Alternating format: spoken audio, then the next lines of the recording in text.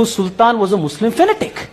So you cannot celebrate a birthday or a Jayanti of a person by divorcing his religion, because all that Tipu did was persecute temples, demolish idols, and convert people in thousands. And this is not the version of the BJP, Bajrang Dal or the RSS, but this is the version by primary sources of historians. The state's case for celebrating Tipu Jayanti is threefold. First, he was a freedom fighter. Second, he was a lover of Kannada. Third, he was an apostle of peace and communal harmony. Let's go back to the primary sources of history and see what history actually tells us about Tipu Sultan. Let us not resort to either British historians or the Portuguese historians, because you may say it was an attempt at either demonizing him or at lionizing him. Let us resort to Tipu's letters himself. Tipu Sultan writes a letter to the king of Afghanistan by name Zaman Shah and pleads him and begs him to invade India. And ask him, please come and invade this country, let us establish a Islamic state here. Can we call this person as a freedom fighter? And coming to Professor Hunur's timeline of Kittur Channamma and Sangoli Rayana, we should get our historical timeline right.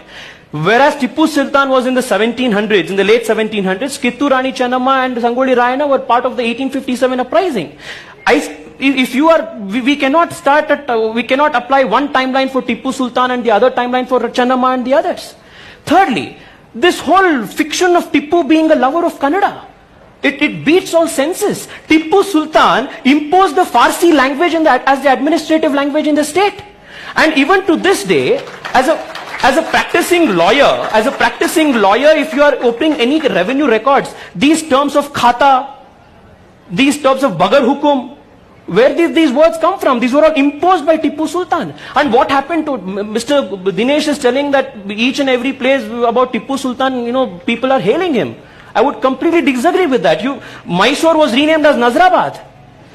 Calicut was renamed as Islamabad. Sakleshpur was renamed as Manzrabad. And our almanac system, one of the reasons why Tipu Sultan's Jayanti, the state found itself in a fix, was because Tipu Sultan removed the almanac, the Hindu almanac which was in vogue, and instead imposed an Islamic almanac which had only 350 days in the year.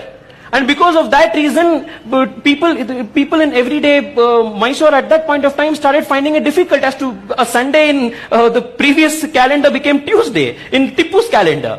And that resulted in Tipu Jayanti also being celebrated on a different scale. Right. Lastly, this whole question about Tipu being benevolent to temples of Srirangpatna and all of that.